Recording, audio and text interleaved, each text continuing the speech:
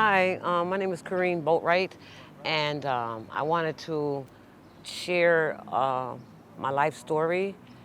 I had started off writing a book, and I started off like about 3 or 4 different times, lost the book, started over, lost the book again. Then I got a lot of my information on USB drives, and I just never got a chance or the opportunity to have anyone to help me kind of pull it together because everything costs, and I just didn't know where to start.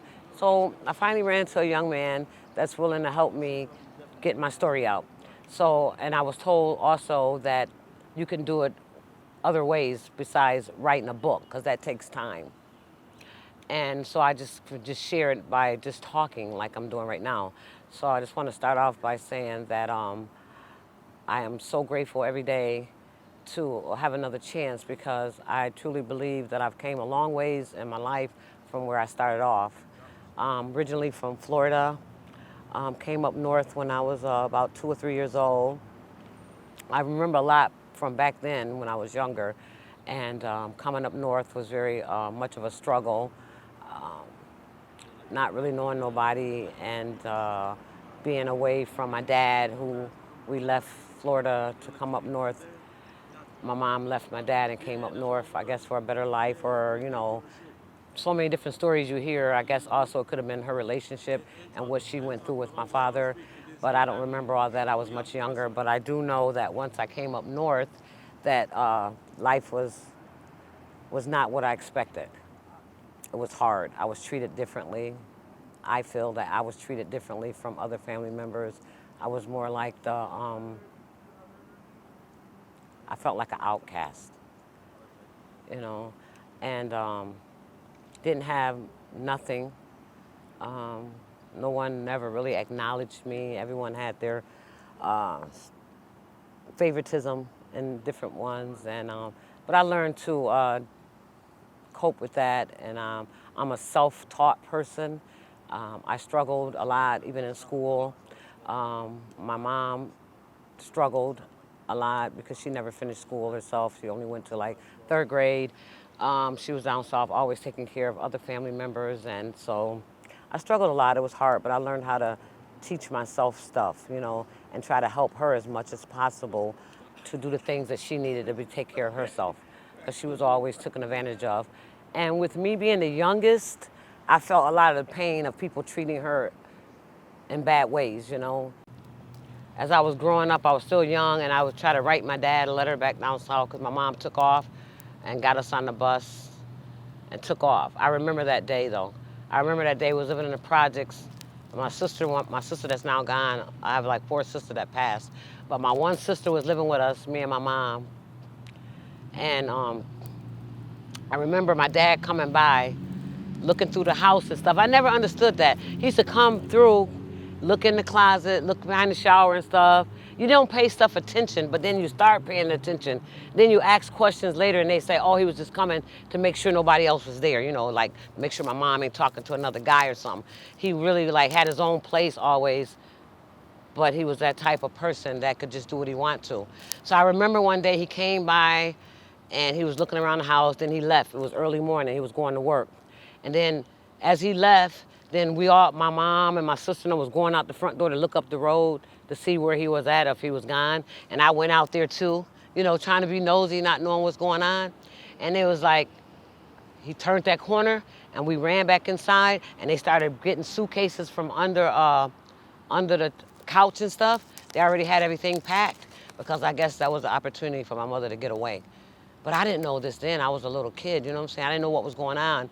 But I later found out that what I perceived as my dad, that I longed for, because when I was up north, I used to write him, learn how to write and stuff, and I never got a letter back. But then I was told later, when somebody noticed it, one of the family members, they said, he's not writing you back because he don't care about you. And that hurt it, that hurt it real bad. But what I found out later on in life, once I was going back and forth down to visit my dad, is that my dad didn't know how to read. But you know what my dad did? And it meant so much to me. He pulled a whole lot of shoe boxes from under the bed with dust and webs on it with all those letters. There was only a couple letters that wasn't there that he told me. He said I had a couple of people read a couple letters for me, but the majority of them are under there because he couldn't read. It wasn't that he didn't write me back, but if he didn't know how to read, he didn't know how to write back, right? But he saved them. I guess he was saving them one day to show me that he had them, you know? But then again, too, like, so that's what I remembered, and I made sure I took my kids down to see my dad as I was having my children and stuff. But then later on, I wanted to know, you know how you hear different stuff from people about how your dad was? Because I looked at my dad as like the best dad in the world, but you know what people told me? You're just longing for that love. You don't really know your dad. You don't know him.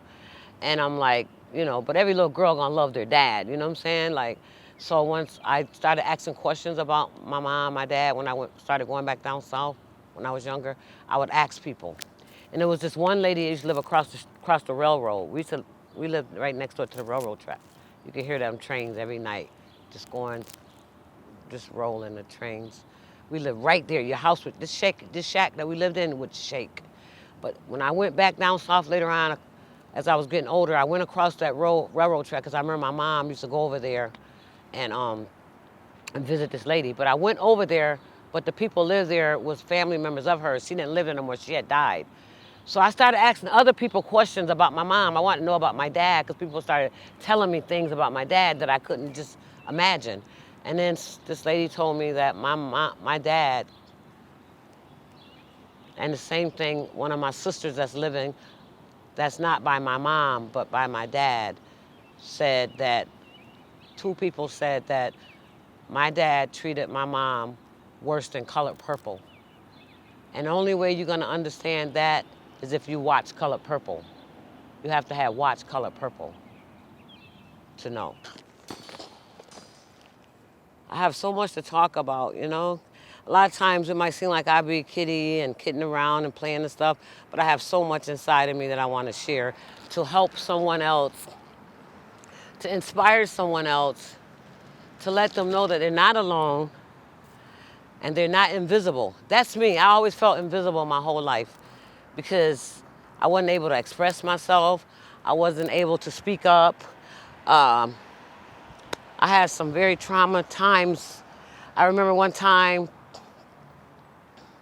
one of my uncles had came on to me as a little girl to try to get with me sexually. And I went and told, and I got a whooping. Not by my mom. My mom never whooped me or anything like that. You know, she was a real kind-hearted person. I was real spoiled.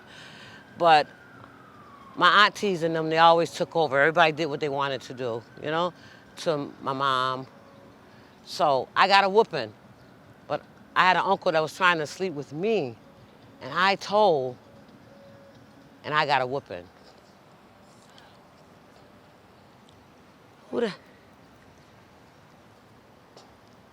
So I just so grateful that, I don't know who that is. Oh. So I just thank God today that I'm where I'm at. And a big part of me being able to speak my mind, speak out loud, no matter what. If it may hurt someone, I'm doing it because not to hurt them, but to free myself. It's my life, it's my story. If you were a part of it in any kind of way, if it was good, bad, or ugly, or indifference, it's my story, you know? So I learned a lot from Narcotic Anonymous. I have 11 years clean on November the 7th. And I've learned how to, I know my story better than anybody else. So I've learned from Narcotic Anonymous to, if anything affects me, feelings are real. They say feelings are real. It is. It's real. And that's something all my life that I wasn't able to share. My feelings. I had to always hold stuff deep down inside. I couldn't talk about nothing. It didn't matter if I was right or wrong. I was still wrong. So now today, the stuff that I learned from Narcotic Anonymous is that I can speak my mind today. And I know my story better than anybody. So I feel free. I feel free today. So I finally feel free at 59 years old. 59 years old with 29 grandkids. I have a daughter that's finna have a set of twins. So it'll be 31 grandkids for me. And I'm feeling better than I ever did in my life. I've came a long ways, all the way from addiction. Yeah, it was a struggle. And I sometimes wonder, sometimes I say to myself, is this the most painful thing that ever happened to me? You know, besides being lied on or no one taking you serious when you tell them something. Is my addiction the worst thing that happened to me? Or is the pain more realer as far as my daughter that's going through addiction? I have a daughter that's in addiction so bad. And there's nothing I can do about it. Nothing. I see her every other day or every day. Only thing I can do is be prepared by having insurance on her, praying for her, because there's nothing else I can do. It's my daughter that I'm talking about. I had her. I gave birth to her. I'm supposed to be able to take care of her, I thought. I'm supposed to be able to take care of my children if they're going through something. But this disease of addiction is so powerful. I have to remember when I wanted to stop using, I couldn't even stop. It had to be something stronger than me, and that's God. God is the only way. You have to be sincere. You have to surrender. You got to be obedient because she's not ready yet. She might not be ready.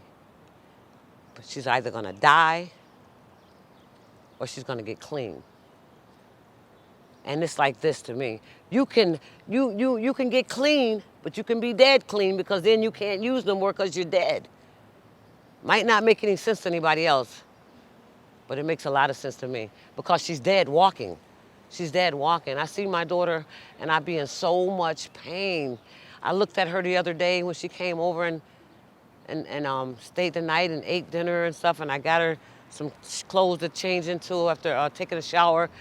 And my daughter looked at like a woman that was probably 80 or 90 years old. When she took her clothes off, there was nothing there but skin just hanging. Her breasts just gone, just hanging, just barely a little piece of skin there. It broke my heart. I just broke down and cried. And there's nothing I can do. I try to just give her anything and everything I can. I pulled out the crab legs, the shrimps, the crab.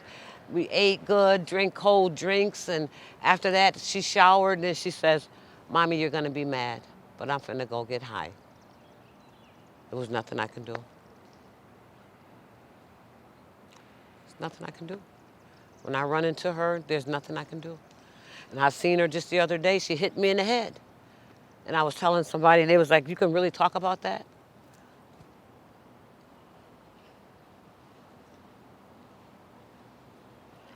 This disease of addiction is so powerful.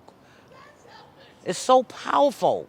It's like you become a different person.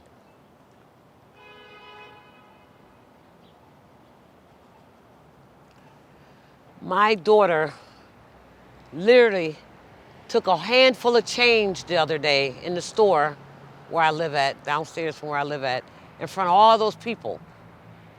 And really, it don't even matter the people. It's between me and her relationship. As a mother and daughter, my daughter took a handful of change and hit me in the head because I wouldn't give her $1 to get a blunt to smoke some Spike and Molly. And then after she ran out the store, she came back into the store and spit on me. As a mother, you don't know how that felt unless you've been through it. It made me feel worthless. It made me feel worthless. I'm just speechless, kind of like. It felt like I'm just a failure. Like, what did I do wrong? But I know that you can do everything you're supposed to, everything, even spoil them or whatever. But that disease of addiction is powerful. I've been there myself, so I know it is powerful. And it's real.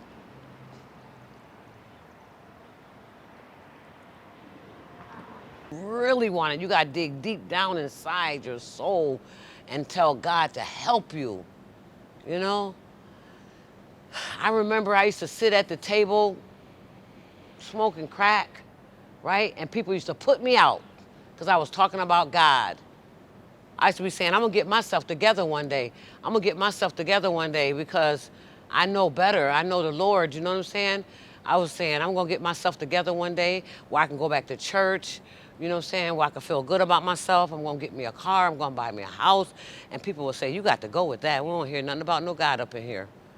And then there was times I have stopped using drugs and I might have went back years later and people be waiting on you. They used to say, I knew you would be back. I knew you would be back. You know, I ran into people that used to say, they gonna die using drugs, you know what I'm saying? And a lot of them have, and a lot of them still doing it. And I've done stopped and went back a few different times. But by God's grace, I'll have 11 years, November the 7th. And I am so grateful. So grateful. And then after my struggle of addiction, now my daughter is going through it. And I've had to realize that there was nothing I could do. Nothing. No matter how bad I want her to stop using, there's nothing I can do. And it's just killing me inside. I think if anything would take me off the edge where I would lose my mind, it would be what I'm experiencing each day, every day with my daughter killing herself, slowly killing herself with the drugs, the crack, the Molly, the spike. She's just disappearing on me, just disappearing right before my eyes, and it hurts so bad. Every time I go somewhere or come out the door, somebody's running up to me telling me about my daughter, and it just messed my whole day up that morning. I'd be like, I don't want to hear it, please, I don't want to hear it. I know what she's going through. It hurts me as a mother to hear it, and they don't get it. So I just say, pray for my daughter. That's what I tell them, pray for my daughter. Please just pray for my daughter that she does better. Sometimes I just don't know. I don't know when I'm gonna wake up one day and somebody say, she's gone. I won't be surprised. I will not be surprised because she's walking dead right now. That's how bad she's doing. And there's nothing I can do about it. So anyone that have a loved one or a friend that's on drugs, just remember, you just have to, and if you might experience it yourself like I have, you just have to stay clean, stay prayed up, and be available. So if they do decide that they want to stop, you'll be there for them to lay their head on your shoulders. Yes. He said I'm beautiful.